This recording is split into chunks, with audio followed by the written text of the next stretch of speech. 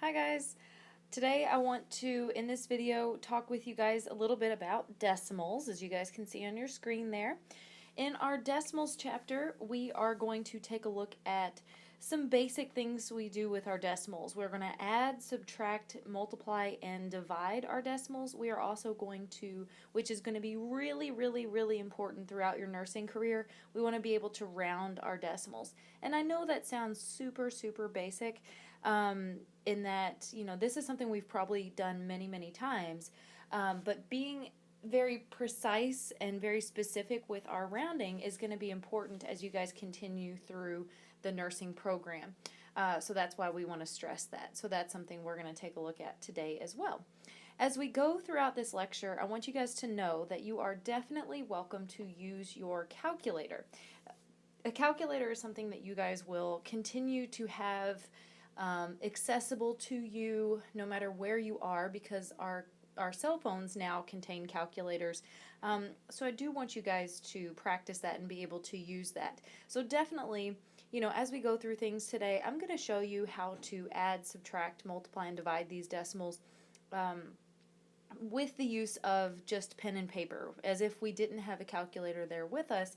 But please know that a calculator is wonderful, so please take advantage of having that with you. The thing I'm going to focus on today is showing you guys how to do it should you not have a calculator on you. So that's important too. So let's go ahead and let's get started with this. So I'm going to go ahead and get that decimal sign out of the way and let's get started. So the first thing we want to take a look at is addition with our decimals. Again, we're looking at all of our operations with decimals. And again, you guys are probably familiar with what a decimal looks like. Just like any basic number, if I have, say, let's say 237.52. With decimals, the decimal here, the best way I think that we can relate with decimals, we can look at this as if this says $237.52. Remember that anything before the decimal, this is considered a whole number. As if that decimal was not there, if we blocked that out and that 52 cents wasn't there, we have 237 whole dollars. Anything after the decimal, we're looking at fractions of that whole dollar. 52 cents we know is not a whole dollar yet. So now we're looking at much smaller values when it comes to that. So after the decimal, we're looking at very small numbers.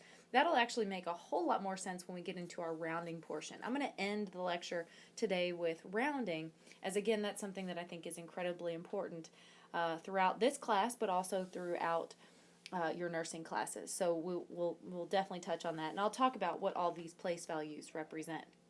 But when we have any whole number or any even a decimal, no matter what our number looks like, anytime we're adding two numbers together, we are going to line those two numbers up by the ones place, which in the 237.52, that's the 7. The number right in front of your decimal, to the left of your decimal, is your ones place.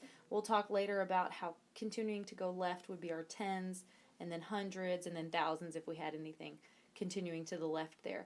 Later we'll then talk about how after the decimal, as we move right, it would be the tenths, hundredths, and then thousandths as we continue to move to the right. So we line everything up according to this ones place. An easier way to think about that might be to line everything up according to the decimal.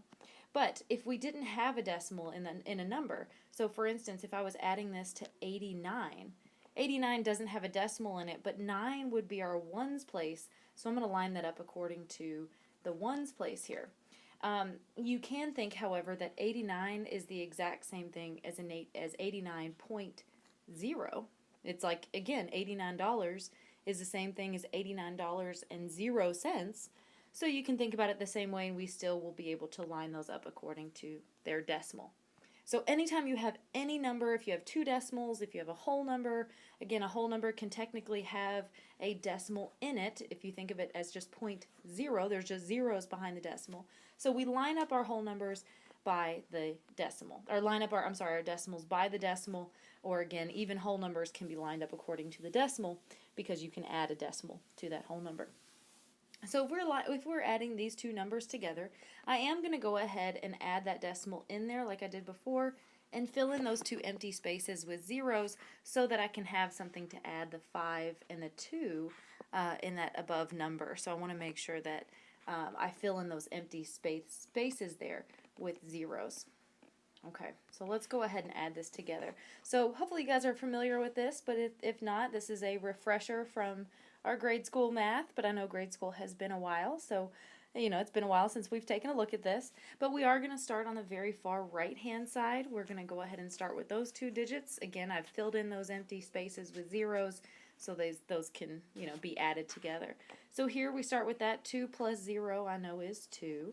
5 plus 0 I know is 5. I'm going to go ahead and go to the 7 plus 9. 7 plus 9 is 16, so I put my 6 down and carry my 1. 1 gets added to the next column, so now I'm going to add that as 1 plus 3 plus 8, which I know is going to be 12. So I put my 2 down and carry my 1, and 1 plus 2 then is 3.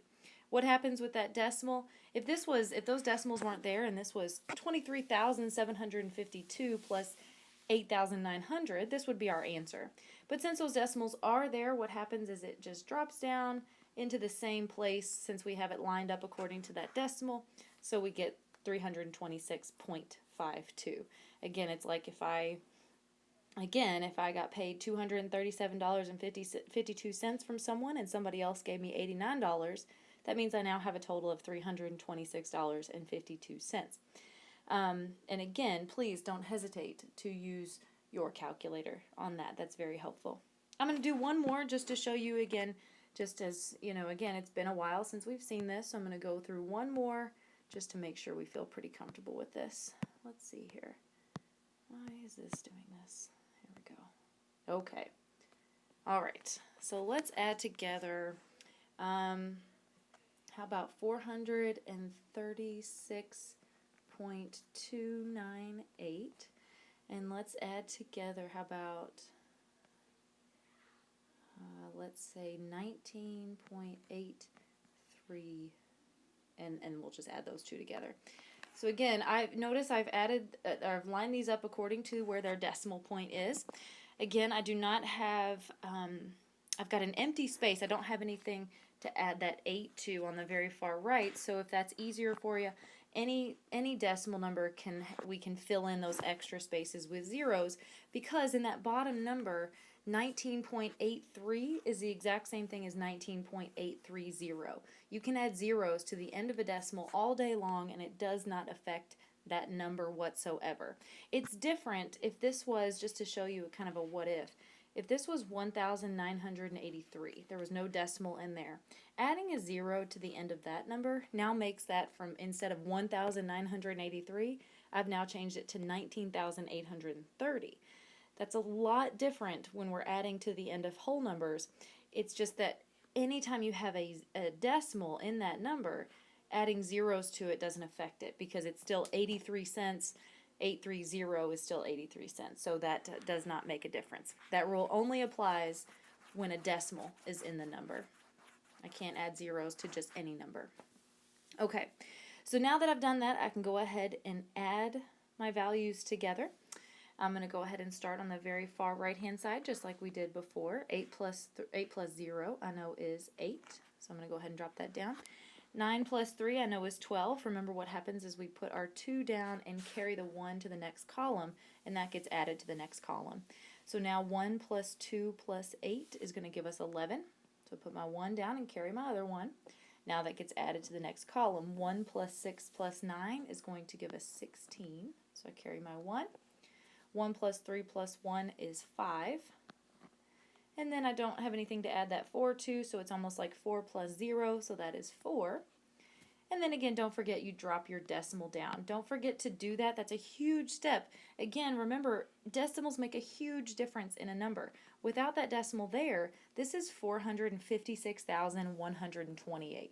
Again, $456,128 would be a lot of money, but that decimal needs to be there and show that it's actually only $456. I know that 128 at the end there, 128, wouldn't make sense as far as change is concerned. That would be, if we're talking about this in terms of money, it would round to about 13 cents.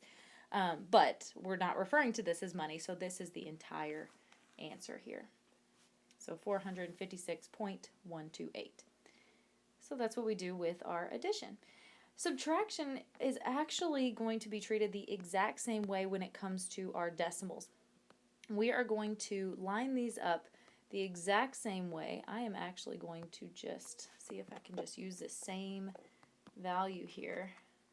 Yep, let's see. Erase that plus sign, and I'm going to change this problem that we just did to a subtraction problem. And we're going to treat it the exact same way in that we are going to line them up according to their decimal, just like we did with the addition. We're going to fill in empty spaces, just like we did at the end of this one with that 0. And then we're going to work from right to left, just like we do with addition. The only difference is we're taking that bottom number away. So therefore, we're going to take those bottom values away from the above values. So starting on the very right, we'll walk through this one. This one is actually 8 minus 0. So I'm going to go ahead and take 8 minus 0, which we know is 8. All right, and then in the next column, 9 minus 3, I know gives me 6. And then now on this one, what we're going to have to do, since I cannot take 8 from 2, 8 is bigger than 2, so therefore I cannot subtract it. So what happens in subtraction is we use what's called borrowing. What I can do is I can borrow from the place value in front of that number. So I'm going to move to the 6. Pretend that decimal isn't even there, so that has no effect on our borrowing. What I do when I borrow is I always take away 1 from that number. So I'm taking away from 6, so I'm going to make that 5. What I'm doing, technically, if you look at just what I'm looking at right here, if I'm not, ignoring everything else, focusing on just that I have 62, and I'm trying to take that 8 away. Just looking at this section of that problem, ignoring that all of those other numbers are there. What I'm doing in this is if this was 62, since I can't take the 8 away from the 2, what I'm technically doing is changing that 60 to 50. What I'm doing with that 10 that I'm borrowing from the 6, I'm going to add to that 2. And 10 plus 2 is 12. So essentially what you do when you borrow is you simply just put a 1 in front of the number that you're trying to make bigger. So that's what's technically happening and why borrowing can work, because it's almost like we're just taking 10 away from that number. Okay, let me get rid of that little guy down there to show. I just wanted to show you guys kind of a little snippet as to what's happening. So, okay, again, going back up to that problem, I'm taking away from the 6 and making that 5, so that what can happen is then that 2 can become 12. And now I know I can definitely subtract 12 and 8. So 12 minus 8 does give me 4. So I can move on to the next column. Now remember, we've made that 6 a 5. So this now says 5 minus 9. Once again, I'm seeing an issue there. I cannot take 9 from 5 because 9 is bigger than 5. So I'm going to do the exact same thing I just did a second ago. I'm going to move to the number in front of that 5.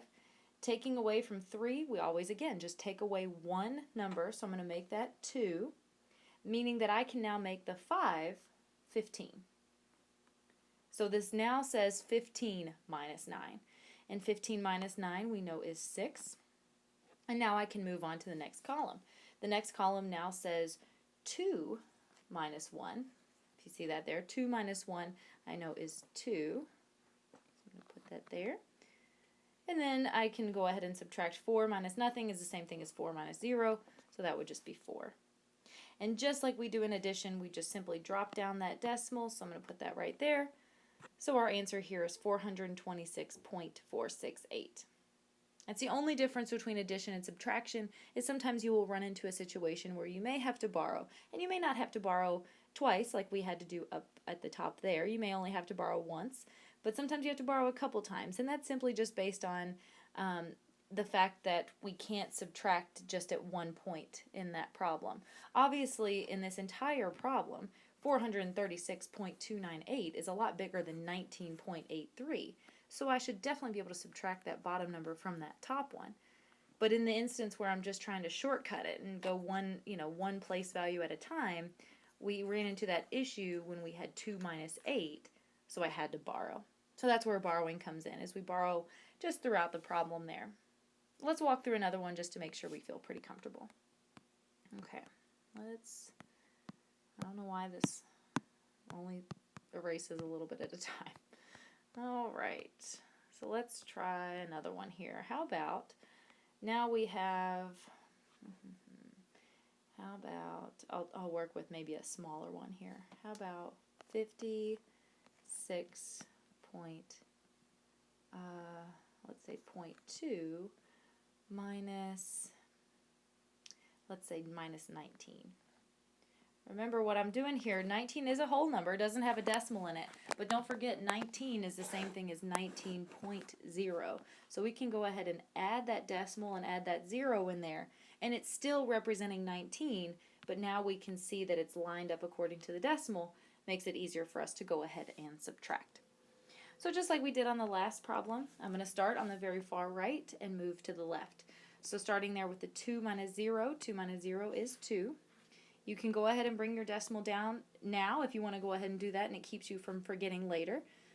Move into the 6 minus 9. Again, I can't subtract that. 9 is bigger than 6. So like we did before, I'm going to go to the column just in front of that. I'm going to borrow from that 5 and make it 4. We always just take 1 away so that that 6 can now become 16. All right, now I can go ahead and subtract. 16 minus 9 is 7. And then 4 minus 1 is 3. So 56.2 minus 19 gives us 37.2. All right, guys, hope that helps with the subtraction of our decimals. So just remember, we just borrow anytime we need to. All right, moving on to our multiplication. So multiplication and division will be a little bit different than we do with the addition and subtraction. As again, addition and subtraction was very similar, multiplication and division will both be pretty different. With multiplication, we are going to line them up, the two numbers on top of each other, but we actually don't have to line them up according to any place values like we did with the addition and subtraction. If I have, for instance, say 25.73, and let's multiply that by, let's say, how about just 1.4, let's say. Notice that I have not lined those up according to the decimals. Instead, I simply just I line them up according to just numbers. In the top number, I have 4 digits. The bottom number, I have 2 digits. I simply just line them up at the ends. I line them up according to the very last number. The reason why they don't have to be lined up according to their decimal points is strictly because we are actually going to ignore those decimal points the entire time we are working through this multiplication problem. Even if those weren't there, if this was just 2 whole numbers, I'm just going to erase them for just a second, if it would let me erase. There it goes, finally. If this was just 2,573 multiplied by 14, I would line it up this way, because we'd essentially be lining them up according to their ones place, the 3 and the 4. Remember, in whole numbers, there's an assumed decimal behind our ones place, so we just line them up according to the decimals the same way. But again, we're just ignoring that. We're lining them up according to the digits that they have in their number. We're going to pretend those decimals aren't there. They're actually not going to come in until the very end. So they do still exist, so I'm going to keep them in their numbers there. What's going to happen is we'll pay attention to those at the very end. What happens in multiplication? You actually multiply the digits of the bottom number by the digits in the top number. You start with the very far right-hand digit in the bottom number, and you'll multiply with the very first right-hand number, no matter what place value it is. In this case, it's the hundredths place, but that doesn't necessarily matter. You just start with the very far right digit. You're going to multiply 4 times 3. We write our answers down in a line underneath, but then it would be 4 times 7. And then we'll look at 4 times 5 and 4 times 2. I'm going to walk through this one so we can see what we're working with, and then the next line we'll do the same thing with the 1. So let's start with that 4. So again, right now we're working with this value right here in green, the 4. We're going to multiply by each digit in the top number one at a time, moving from right to left. So starting with 4 times 3. 4 times 3 is 12. So we put the 2 down, and now we're going to carry the 1. The 1 gets put on top of the very next number because it's almost like the next column. We've already worked with the 3. Next is going to be the 7. What happens is I'm now going to multiply 4 times 7, and that 1 is going to get added. So in this case, 4 times 7 is 28, but plus 1 is 29. So I put my 9 down and carry the 2 to the next value. And we'll do the same thing. 4 times 5 now is 20, but plus 2 is 22. So I put my 2 down and carry my 2. Now I have 4 times 2, which is 8. We add the 2 that's on top of it, and that gives us 10. I go ahead and put the 10, instead of carrying my 1, I don't have anything to carry it to, so it just gets dropped down.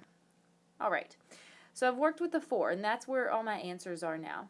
I'm going to actually go ahead and erase my carried values, only because I don't want them to get in my way. I think I have like a delay on my screen here. There we go. All right, so I don't want them to get in my way, so I'm just going to erase those. But you can just cross them out and just, because we're going to, if in case we have other carried values, I just don't want them to get in my way. And I'm actually not going to have any carried values. What's going to happen now is I'm going to multiply that 1 out. And just the exact same way I did with the 4. It'll be 1 times 3, then 1 times 7, 1 times 5, and 1 times 2. The answer for that is going to go underneath the answer that I have for the 4. So I'm going to put the 1 in red, so I'm going to show you where the answers go for that. But what has to happen is, before I move on to the next place value, before I start my answer, anytime we move on to a new place value, I'm going to put a 0 on the next answer line. It's going to be the same way if I had more, there's going to actually be more zeros added with more place values that you move on to. So if there were more numbers in front of the 1, the next line would start with 2 zeros. The next line would start with 3 zeros, and so on and so forth. My next example will have one where we'll have a couple. Okay, but I put my 0 down before I start working with the 1. So now I'm going to multiply the 1 by the 4 numbers up at the top there. So starting with 1 times 3, that's 3. 1 times 7 is 7. 1 times 5 is 5. And 1 times 2 is 2.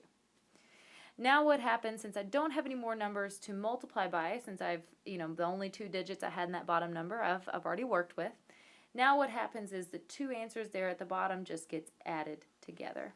So let's go ahead and add those together just as we did before. So let's add 2 plus 0 gives us 2. 9 plus 3 gives us 12, so put my 2 down and carry my 1.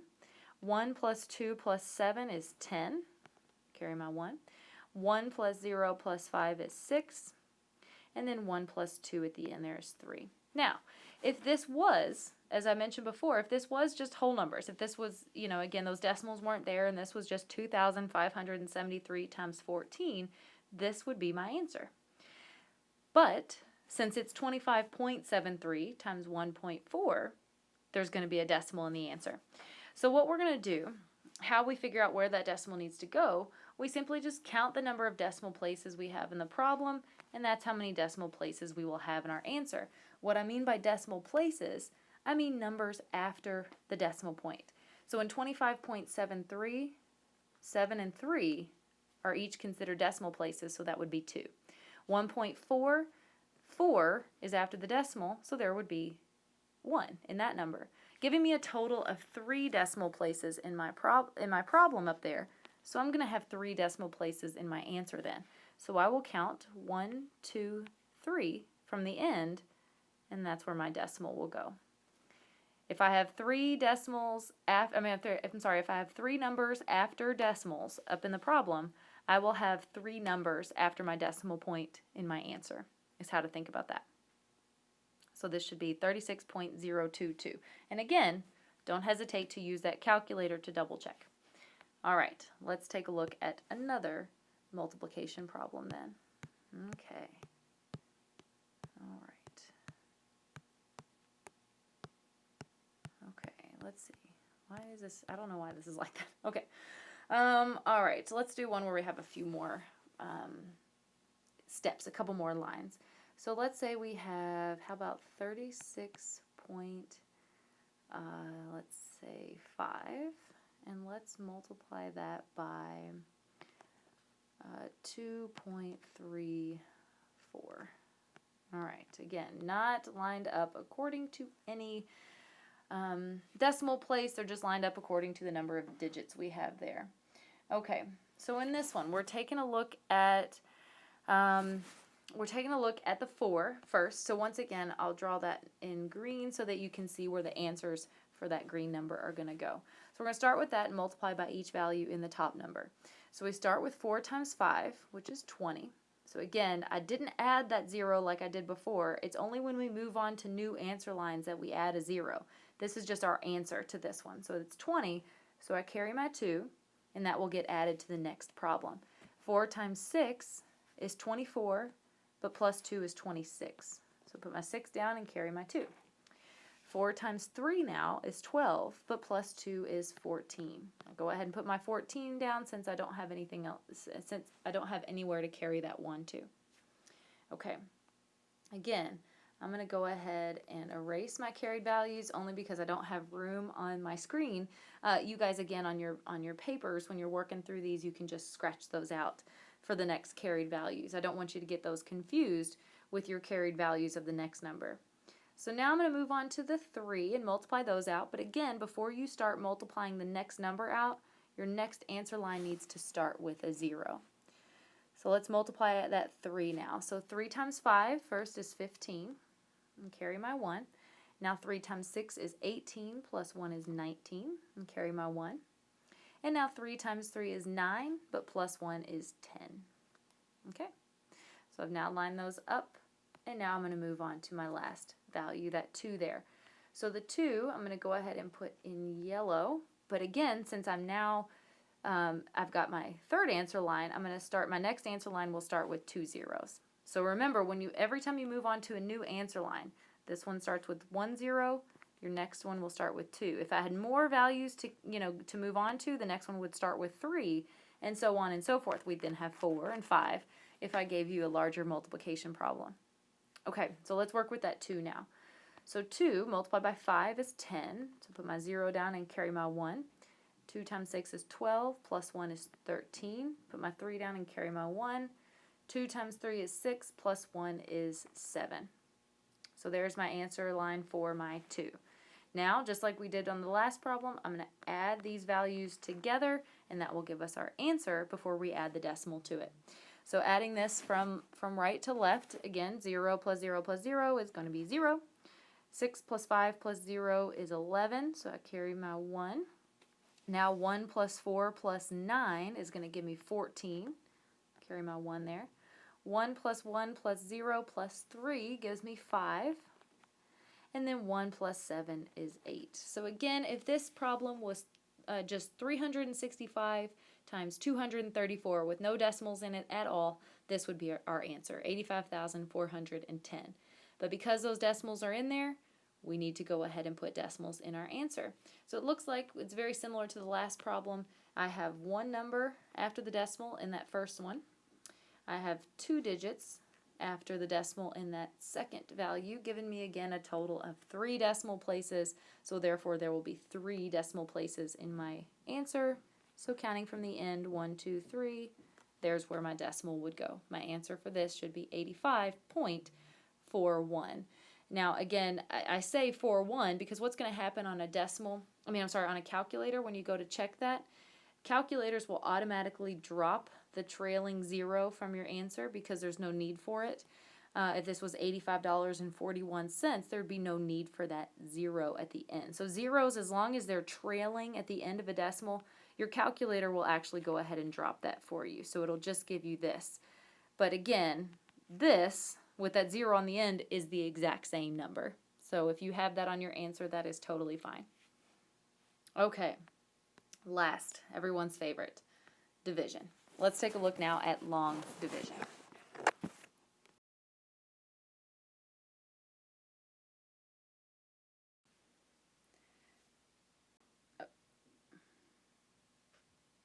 Okay, so division, guys, is going to be a little bit different.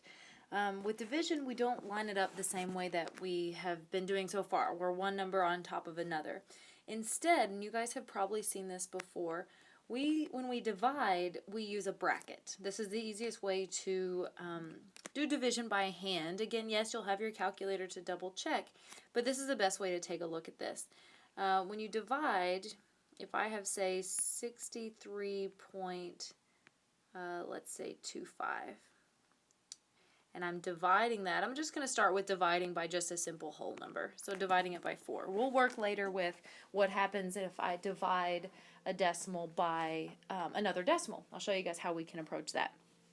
So what we're looking at here is if I have, in this example, it's like I have $63.25, and I'm trying to divide that evenly between my 4 friends. I want to know how much money each of my friends are going to get. So that's what we're looking at here. So we're really trying to figure out how many times 4 will go into 63.25. What we can do when we're doing this by hand, we can do this one step at a time. So we're actually going to start with just 4 going into the 6. So just like at the very beginning, I want to know how many times will 4 go into 6. What's going to happen is then I will slowly write each answer on top here, and then there are some things that we will do underneath. And I'm going to show you each step as I walk through this first problem, and then we'll do a few more. So first, looking at how many times will 4 go into 6. 4 will only go into 6 one time, right? It won't go in twice, since 4 times 2 is 8. That would be more than 6, so that would not work. So 4 only goes into 6 once. So I'm going to write 1 right on top of the 6, since that's the number we're working with. What I want to do now is, we do know that 4 goes into 6 only one time, but I want to know now what's left over. Again, if I'm looking at this, if I have $6 that I'm trying to divide up between 4 friends, well, each friend would only get $1, and then some money would be left over. So let's see what would be left over. What we do now is I take 1 times 4, and I'm going to write that right underneath the 6 here. 1 times 4 I know is 4. So what I do is I subtract to see that there would be 2 left over. Again, what happens is if you pretend that 3, 2, and 5 are not there, if this was just 6 divided by 4, that means that, again, every friend would get $1, but there would still be $2 left over. So that's my remainder, is what we would refer to that as. But since the 3, the 2, and the 5 are still there, we're going to go ahead and keep going. So what I'm going to do now is I'm going to bring that 3 down. The 3 comes down, and now we look at that remainder. Instead of just 2, I look at that as 23. So what I do is now the same step that I just did with the 4 into the 6, I'm going to ask myself the same question, but now instead of 4 into the 6, it's 4 into 23. That's the purpose of bringing that number down. Now we just start new. Now how many times will 4 go into 23? And the answer is just going to be written right on top of the 3 that I just brought down. So let's ask ourselves that. How many times will 4 go into 23? Well, think about your multiples of 4. 4 times 4 is 16. So let's see if I can go higher. 4 times 5 is 20. Okay, I'm getting closer to that 23. 4 times 6 is 24. I don't want to use 6 because I don't want to go over that number. So you want to get as close as you can to this number without going over. So I'm going to use 5 here. So 4 goes into 23 5 times. So I'm going to write the 5 on top of the 3. And again, that's because 4 times 5 is 20. I write that underneath my 23 to subtract and see what's left over. So now I have 3 remaining.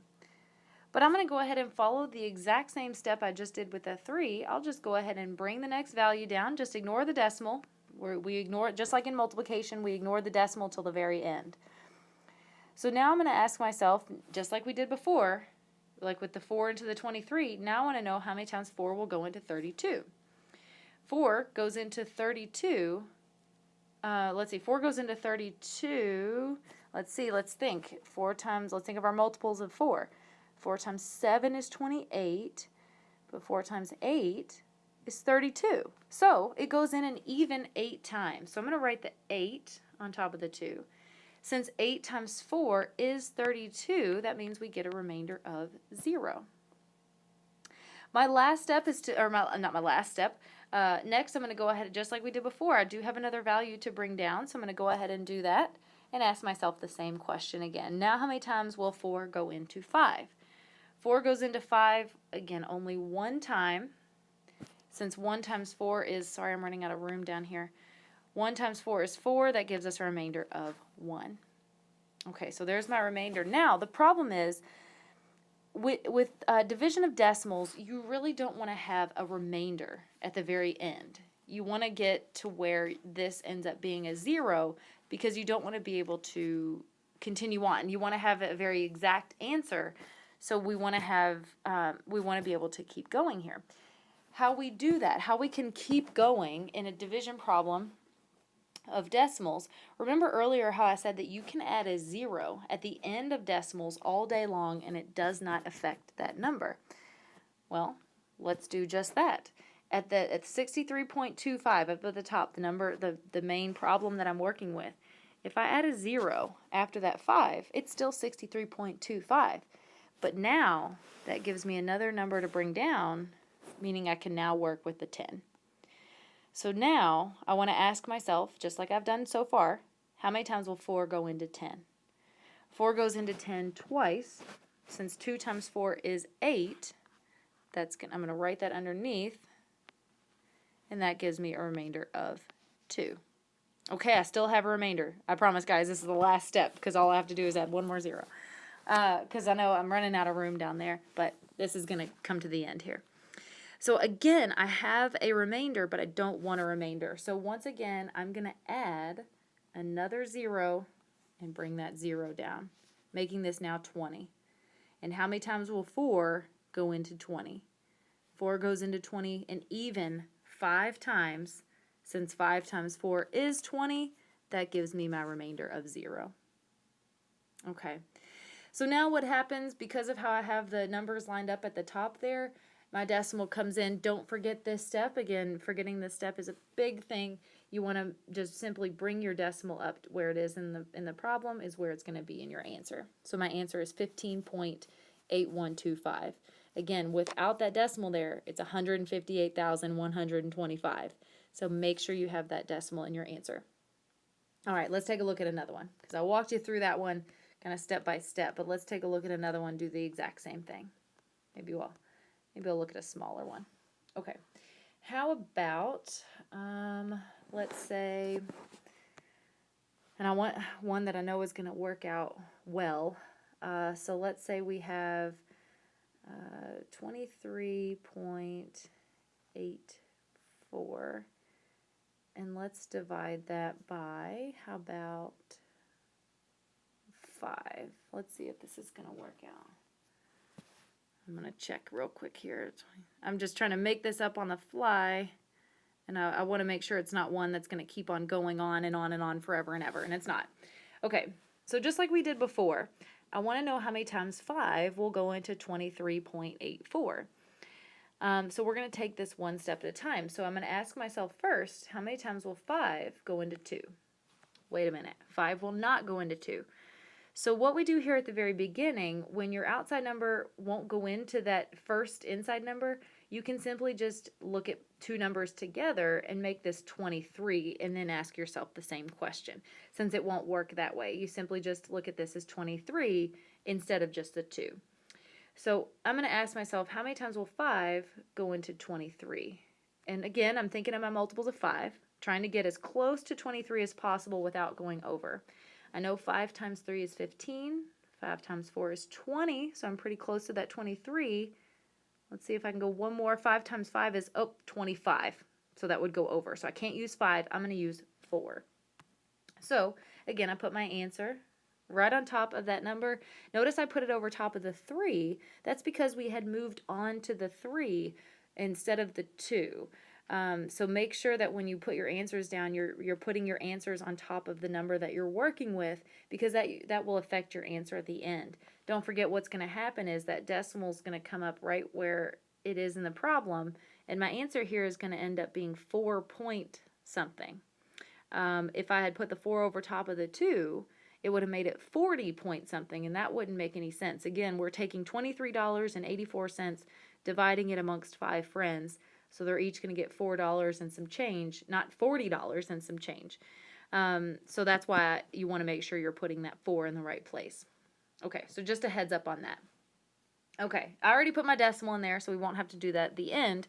And again, feel free to do that if that helps you along the way. Okay, so once again, we had put 4. We had said 5 goes into 23 4 times. Remember, that's because 4 times 5 is 20. So I subtract to see that there is 3 left over. My next step is again to just bring down the next value and work with that. So I bring down the 8, making this now 38, and then I ask myself the same question I did before. How many times will 5 now go into 38? Well, let's think about our multiples of 5. 5 times 7 is 35. That's pretty close to the 38. 5 times 7, but 5 times 8 is, well, 40. So I've gone over the 38, so I'm going to use the 7. So I'm going to put my 7 over top of the 8. Because 7 times 5, again, is 35. So I subtract to see that I have 3 left over. My next step is to go ahead and bring the next value down, making this now 34. So I ask myself the same question. How many times will 5 go into 34? Well, again, 5 times, let's see, 6 is 30, so I'm getting pretty close. 5 times 7, again, would be 35, so that would be going over. So I'm going to use 6. Since 6 times 5 is 30, I'm just trying to, you don't have to draw all these lines, guys. I'm just drawing these so you guys can see what I'm doing here. I subtract to see that there is 4 left over then. Okay, so once again, I don't have any more numbers to bring down, but I don't want to stop here because I don't want this remainder. So like we did before, what I'm going to do is add a 0 to the end of that value up at the top, and that allows me to bring that down, making this now 40. And how many times will 5 go into 40? And even 8 times. 8 times 5 is 40, so since I can now subtract and get that remainder of 0, I get the stopping point. I already brought my decimal up in my answer, so you can see that it's 4.768 is my answer there. Okay, let's take a look at another one. So again, everything we've looked at so far is if I'm dividing a whole number, a single digit whole number, so those are pretty easy. What happens if I'm dividing by a decimal? That might make it a little bit tougher. What we're going to end up doing with problems like that is we're going to end up getting the decimal out of the way. And let me show you what I mean. Let's say I'm going to make this kind of a long one, so a really good practice one. 12.346, and I'm dividing that by 0.4. Well, that's difficult. Earlier when we were dividing it by 4, it's really easy to think of multiples of 4. Now I have to think about multiples of 0.4 and think about how many times 0.4 will go into 1. That's very difficult. So when you're dividing by hand, it's actually a lot easier to simply turn that outside number into a whole number.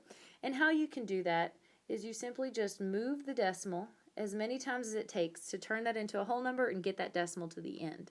In 0.4, I would only have to move it once to get it behind the 4, therefore making it just 4, just the whole number 4. But in order for us to just magically move the decimal out of the way, what I want to do is, in order to keep this the same answer as what I'm going to get with my now new problem, as long as I do the same thing inside the bracket, that keeps this even. So since I only moved the decimal once outside the bracket, I'm therefore going to have to move it once inside the bracket. It'd be the same thing if I had to move the decimal twice outside to turn it into a whole number. I would then have to move it twice on the inside to keep it even. So you guys see what I'm going, or where I'm going with that. That anytime you have to move the decimal outside the bracket, just move it the same number of times inside the bracket. So that now becomes 123.46. So the answer to this problem will produce the same answer as this problem. If you were to check both on your calculator, you'll see that you're going to end up getting the exact same answer, but this second one makes it a lot easier for us to do it by hand. So we'll be able to see that. So we'll work it out by hand using this one, the 123.46. Oh, guys, I'm sorry, I meant to put 123, because I have something I want to show you guys with this one. I meant to put a 5 in there too. I wanted it to be 3456. So it's going to end up being 123.456. And it's still the same answer. There's something I want to show you guys on this one. And I know this one for sure is going to work out. The other one probably would have worked out too, but I just want to make sure. Okay, so let's work with that one. So 123.456 divided by 4. The previous screen and show you that the original problem, if you remember, well, I don't know why this is so slow today, I'm sorry. The original problem, remember, was 12.3456 divided by 0.4. So if you check this one in your calculator, you will get that very answer that we just produced with this problem. So they may look a little bit different because the decimals are in a different place, but because we move the decimal the same number of places in both numbers, we will produce the exact same answer. So just FYI on that. So that's what we do anytime you have to divide by a decimal. Such a delay today.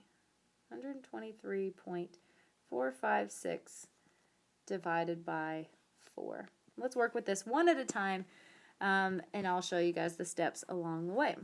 I won't draw all those crazy lines today, but I'll talk you, today on this one, but I'll talk you through it just like I've done before. So first step, I want to know how many times 4 will go into the 1. Obviously that won't work, so I'm going to move on to 12, just like we did on the previous problem. So 4 will go into 12 3 times. Since 3 times 4 is 12, that gives us an answer of a remainder of 0. So if this was just 12 divided by 4, my answer would be 3, with nothing left over. But those other numbers are there, so I need to bring those down one step at a time. So bringing down the 3, now this makes this 3. So I have to continue my process here and keep asking myself the same steps. So now I want to know how many times will 4 go into 3? Well, 4 is bigger than 3. So what has to happen now that you've started your answer, when you're asking yourself, at the very beginning of this problem, we asked 4 into 1, how many times 4 would go into 1, and that didn't work because 4 was bigger than 1, so we moved on to the 12. But now that we've started our answer, I can't just move on. I have to always have an answer when I ask myself that question, how many times will 4 go into whatever?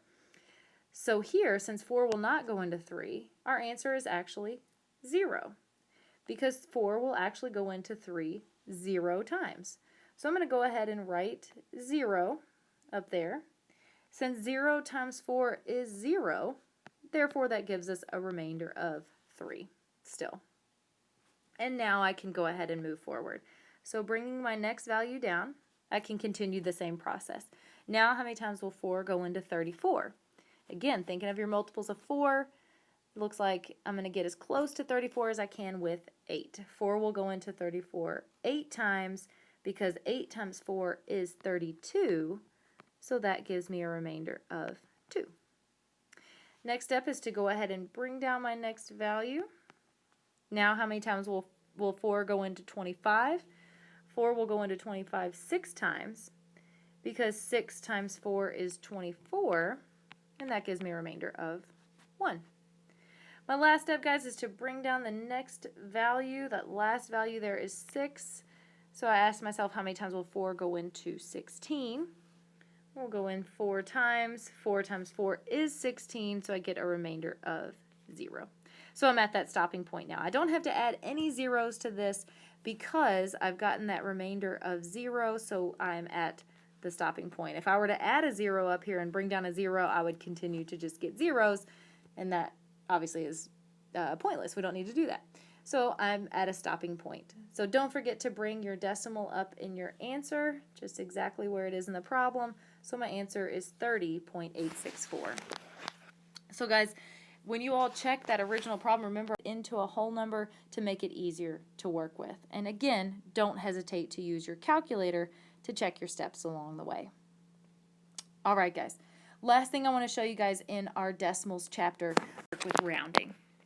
Rounding, as I mentioned at the beginning, is a really, really, really important step. It's a really, really important process that you guys will need to know as you all continue through your nursing classes. You guys will work with different computer-based testing systems that will ask you at the end of maybe a dosage calculation problem. It will ask you, something like how many milliliters will you give the patient? And it will say round to the nearest tenth, which means that your answer on the calculator came to 0.523. It's looking for you to round it to just that first decimal point. So this is the answer.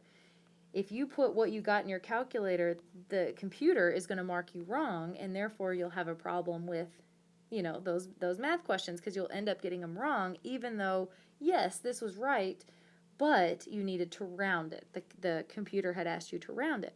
So that's why this is important. We want to make sure that we have that down when we're rounding our decimals. So let's start with, I want to show you guys a whole number first. I want to show you guys what those place values are referred to as, because that's what we're doing, is we're rounding, meaning that we're getting as close to the actual number as possible, but we're kind of just estimating or saying this is close. Let me show you what I mean. So if I have, say, $2,937 in my bank account, I could probably round this and say that I have about $2,900 in my bank account, and that would be pretty close. So that would be a good rounded answer. If maybe I don't know the exact bank account number off the top of my head, and I said, oh, I have around about 2,900, yeah, that would be right. Sometimes people will even round it to the thousands place, and I could also maybe say, oh, I have about $3,000, and that would also be a correctly rounded figure. What we're going to do in rounding is I'm going to show you how we can round to these specific place values. So let me tell you what these place values are called, just in case you're not already familiar with these. So remember, 2,937 is the same thing as if I have 0 cents in my bank account too. So we can almost assume that that change is there. So remember, the decimal is always assumed right after that decimal place. Even though it's not written, it could still, be represented there. But I'm going to ignore that for now, but just know that there's, an assumed decimal there behind the 7. 7 is considered our ones place. So this is called the ones place. I won't write all of these out, but just to let you know that first one there. Because if that 2, 9, and the 3 weren't there, we have just one single digit, that's considered the ones place. It's our very first counting number. When we start counting, we start with 1. When we continue to count 1, 2, 3, 4, 5, 6, 7, 8, 9, the very first double digit, or when we get to the second digit of a number, is 10. So that's why this second digit is now referred to as the tens place.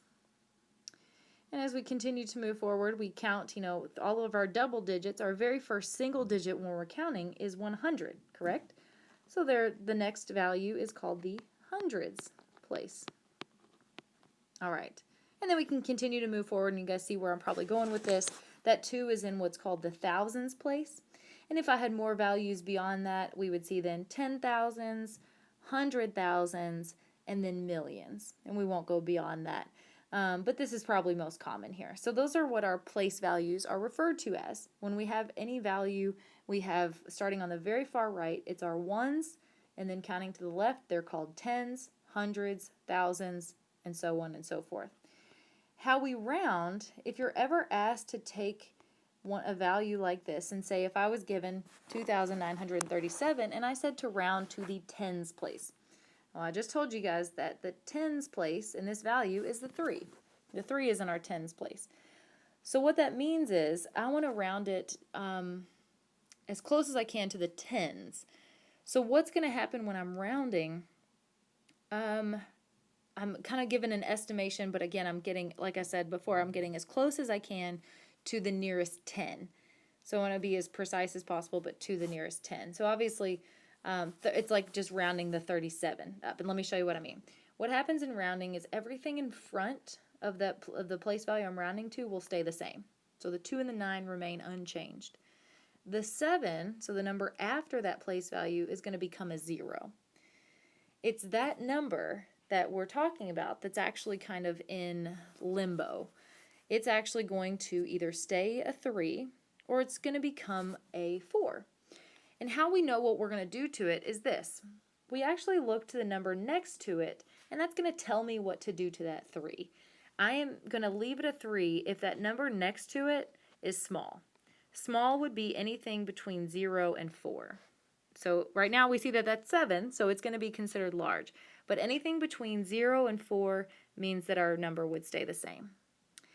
Anything between 5 and 9 is considered large, so therefore we then round it up. And we always just round up 1. So because that 3, because the number next to the 3 is large, we choose to take that 3 up to a 4. So 37 is actually closer to 40, if you think about it, than it is to 30. So that's how that would be rounded to the nearest 10. Earlier when I was just kind of spitting out numbers and saying, hey, well, if this is my bank account, I have about, $2,900 or I have about $3,000, I was rounding it to the nearest hundred and to the nearest thousand. So if I said to take this number and round it to now the hundreds place, the 9 is in the hundreds place. So we would follow the same steps. I actually use the number next to it to determine what happens to that 9. Once again, everything in front of the 9 stays the same, but everything after that is going to become zeros. The 9, because the number next to it is small, the 9 will stay the same, making this $2,900. So that's why earlier I could say that I had about $2,900 in my bank account. Now, here's where an exception can be made. If, let's say, just to kind of give you an example here, let's say the number after the 9 was something large. Here's our one exception in rounding. If instead that 9 was, let's say the 3 was just a 6. And I said to round this to the nearest hundred. Here's our exception in rounding. When a 9 needs to go up, I had just said that what happens with rounding is everything in front stays the same, everything after becomes zeros, but what happens because the number next to a 9 is large, I don't take it up to 10. That would mean a miracle took place in my bank account, right? That I went up from $2,967 to $21,000. Yeah, that doesn't happen. So instead, what happens when a 9 needs to go up, it's actually going to affect the place number in front, or the place value in front of it as well. So that number in front actually doesn't stay the same in this case. It's not going to become a 2. Instead, what we're going to do is we're going to take that 29 up to a 30. And so again, the 6 and the 7, yes, stay zeros. So this actually rounds up to 3,000. So if a 9 ever needs to go up, keep that in mind, that that's going to affect the place value in front of it, so it's going to go up instead. So like I said, look at it as that double digit 29 and taking that up to then 30. You still round it up by 1. Okay. Decimals, guys, we treat the exact same way. If we have a number with a decimal in it, our place values are just read a little bit differently. But these rules up here are still gonna be important. So what happens is, if let's say instead I have, how about 29.673, something like this. Our place values now, again, since our decimal's here, that means now the 9 is in the ones place and the 2 is in the tens place. But everything after the decimal is read a little bit differently. Earlier I had mentioned to you, and this is, I think, one of the easiest ways to relate to decimals, is to think about it like money. Anything after our decimal point would be change. So we only have fractions of the whole number. So here you're going to see our place values and the names end with a th, like the tenths, the hundredths, the thousandths. That's because we only have portions of our whole numbers. The very first value right after that decimal is called the tenths place. The way that I sometimes think about that, which sometimes makes that easier for me to remember, if I had $29.10, the 1 right there right after the decimal, think about what 10 cents means. 10 cents is simply, if I had, again, 1 dime, that means I have 1/10 of a whole dollar, because I would need 9 more to represent the full dollar. So I technically just have 1/10 of that dollar. So that first place value there is 1/10, and that's why that's referred to that way. The second place value is referred to as the hundredths. You can see I'm just taking the same pattern we had before, but I'm now moving to the right. Let's look at that analogy I have over on the right there. Let's now trade places there, and let's say that instead I have $29 and a penny. The 1 is now in the second place after the decimal. But think about what a penny represents. I need 99 more of those to represent a full dollar. So if I have only 1 penny, I technically only have 1/100th of a dollar, right? So there's my place value there. The second place value is called the hundredths. And then I'm following the same pattern. The next place value we know is going to be then the thousandths. So I'm moving to the right now, and I'm adding that th at the end of the place value names. So first place after the decimal, remember, is the tenth. Second place is the hundredth, and then third is called the thousandths. The most common as far as rounding decimals, you all will typically only have to round to the 10th and the 100th. And that's what I'll typically stick with, is just rounding to those. So let's take a look at, let's go back to that same number, 29 point, now I can't remember what exactly it was. It was like 673 or something. So here's my decimal. If I said to take this value and round it to the 10th place, remember that's our 6 right there. So what's going to happen now is, just as our rules applied when we were working with whole numbers, everything in front of that value will stay the same. The 2, the 9, and the decimal will all remain. Technically, the 7 and the 3 are becoming zeros, but what's going to happen is trailing zeros, if you remember what I mentioned earlier, are going to be able to be dropped because, again, trailing zeros aren't necessary when it comes to decimals, so those will end up being dropped. But with that 6, I'm either going to write a 6 there or a 7 because it's either going to stay the same or go up. And remember, that's based on the number next to it. As our rules are talking about up there, since that 7 is considered a large number, we take our 6 up to a 7. So this would be 29.7. And if you wrote 29.700, that is totally fine if you leave those zeros there. But again, this is going to be the more precise answer. And especially as you get into your nursing classes, you're going to want to make sure that you have those rounded correctly and that you start dropping off those zeros. All right, let's take a look at another one. Let's say I have 3.482. Okay, and I said to take this number and round it to the nearest hundredth. Hundredth is now the second place after the decimal. So what's going to happen is everything in front of that value is going to stay the same. The 3, the decimal, and the 4 will all remain the same. What I'm going to do is I'm going to use the number next to that 8 to determine if it's going to stay an 8 or become a 9. Because that number next to the 8 is small, it stays an 8. And don't forget that since that 2 technically was becoming a 3, not a 3, Since it was technically becoming a 0, I don't even have to write it because that's going to end up being able to be dropped. So this would give us 3.48. Okay. Looking at another one, if I get, let's say, 0.697, and I said to round this number to the nearest 10th. Remember, our 10th place is this 6 right here. So the 0 and the decimal are going to stay the same. But I look to the number next to the 6. Since it's a large number, I take that up to a 7. Everything else can be dropped after. So remember, when you're rounding to the 10th place, the 10th place is the last number you will write. 0.7 there.